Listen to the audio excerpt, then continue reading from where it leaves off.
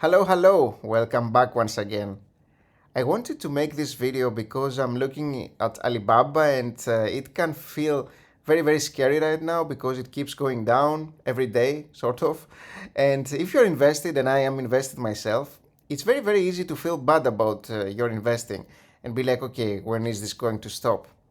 But we need to talk about a couple of important things about investing and how to value a company and how you should be feeling really when a company stock price is actually going down. Now, when we're talking about a company, most companies don't have a stock.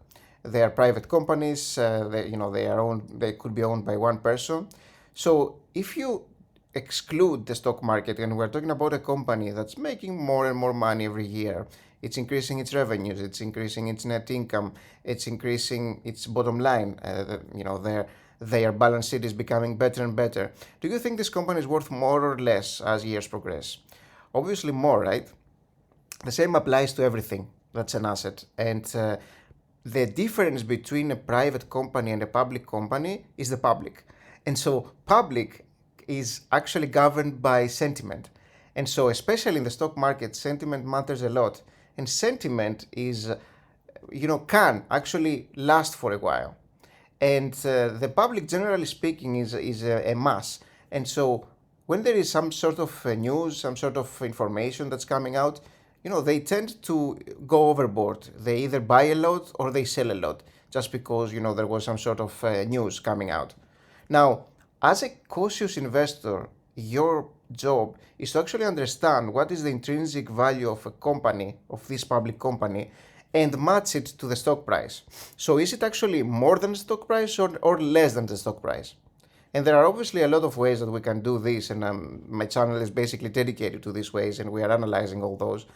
But I want you to, in case you haven't watched any of these videos that I've made about Alibaba, I want you to see what I'm gonna show you here, and you tell me whether Alibaba is actually worth this amount or it's worth more potentially. So let's talk a little bit about it. Before we proceed, if you are new here, let me welcome you and wish that you find some value over here. And if you're not a subscriber, you may want to become one. I'm creating a lot of videos, and so I am trying to help new investors. I've been investing in the stock market for many years myself. And you may want to like this one as well, because that really helps with the algorithm and helps me bring this video to more people. So what I wanted to show you here is that you can see the historical price chart of Alibaba going down and down and down pretty much. So let me actually enable the total revenues that I have added here. Now you see that the total revenues of Alibaba have been going up.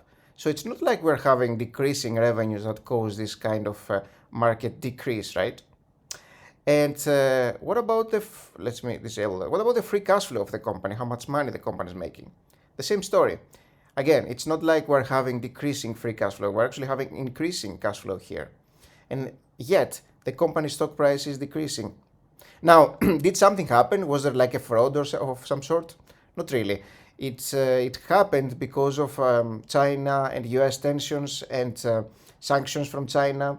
It's basically a political issue, which I'm pretty sure eventually it will eventually be resolved. But regardless, again, what about the company itself? Forget about what's happening in the world, because that will eventually dissipate. And what about the total equity of the company? Is it actually losing equity? No, it's increasing equity. So it's increasing its balance sheet. It's becoming a better and better balance sheet for the company here. So they're making more assets and keeping those. Now, I want us to take a look at the income statement of the company here. So let it grow. Okay, let it show a little bit. Okay, so the total revenues of the company, 2017, we're sitting at $22 billion, 2017, right? In 2018, $40 billion. Now, let's go back a little bit at the overview, 2017 and 2018. What was the price in 2018? It was almost $200, right? $200 over here. Now, if we go back to the income statement over here, so 2018, the price of the stock was $200. Now it's $100 almost. What's the difference in revenues? It must have declined, right? Well, It's actually almost 5 times as much. So the total revenues of the companies have quadrupled since 2018. Yet the stock price is 50% down. Does that make sense? Okay. So what about the net income, which is actually profit? Now, what was it in 2018 here? The net income in 2018 was 10 billion. What about 2021? 23 billion. So it's more than double, and yet the price of the stock is 50% down. And now yourself being a cautious investor and a value investor should be, your spidey senses should be tingling. You should be like, okay, that doesn't make sense. I mean, that looks cheap. I mean, I'm getting double as much revenue for 50% of the price. That's awesome. That's a bargain, isn't it? Yeah, it sure is. So what about the balance sheet of the company? It must be less, right? I mean, it's 50% down. 2018, the total assets of the company 114 billion. Now it's 300 billion. Actually, 2021, 257. And what about the total equity, which is basically the bottom line for the balance sheet?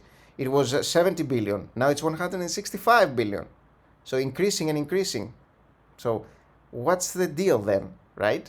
What about the cash flow? We must have decreasing cash flow or declining cash flow, right? I mean, we're 50% down. Okay, from 16 billion to 30 billion.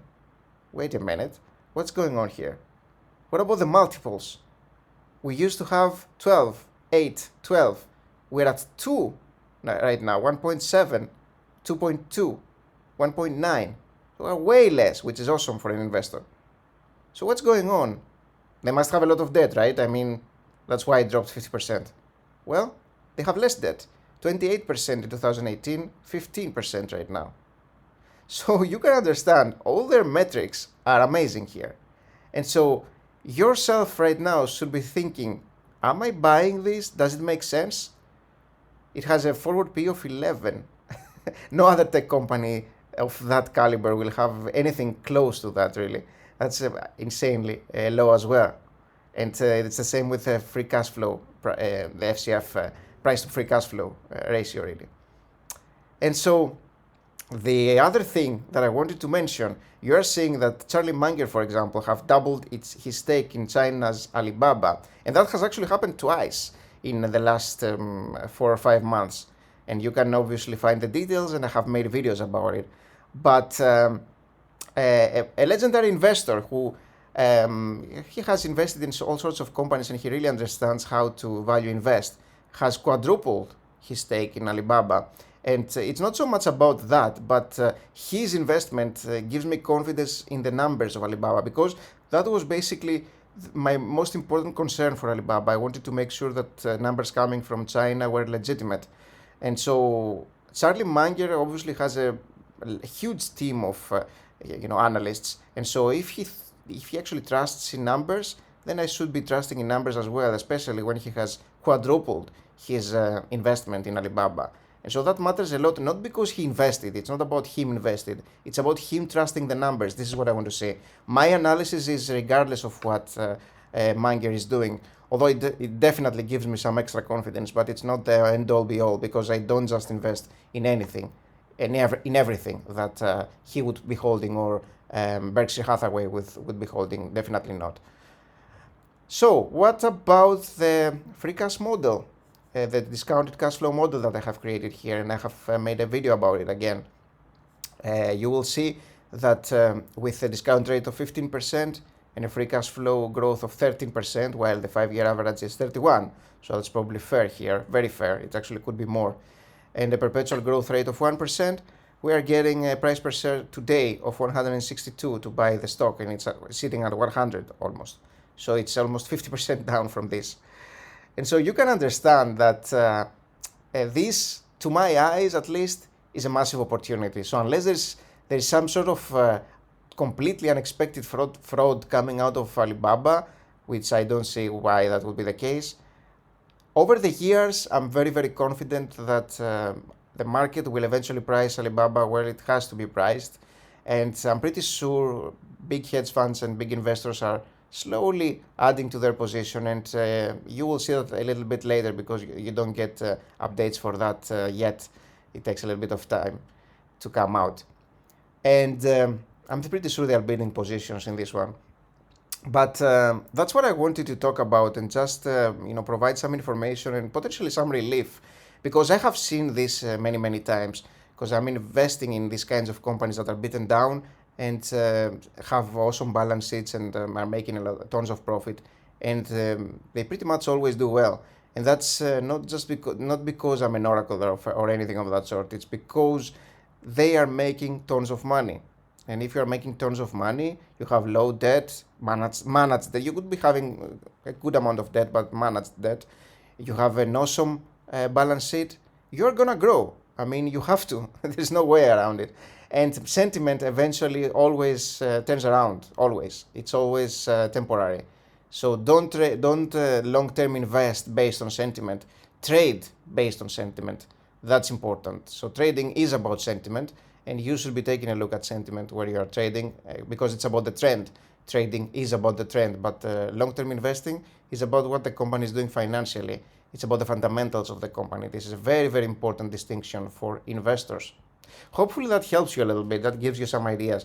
Let me know what you think about Alibaba. Are you scared? Are you thinking of adding more? Myself, I actually really think of adding more right now. I bought like 10K about a couple of months ago, maybe something. I believe it was like back in January.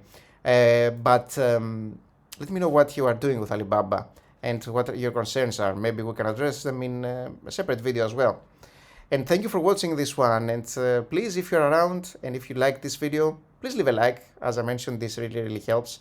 And I'd love to see you subscribe as well. So thank you for watching this one. And if you like these kinds of videos, you may enjoy watching this one that I made about Shift Technologies. And a lot of people have watched, very interested in this company. You may really like it as well. Take a look at it. Here's a link. So see you soon. Bye-bye.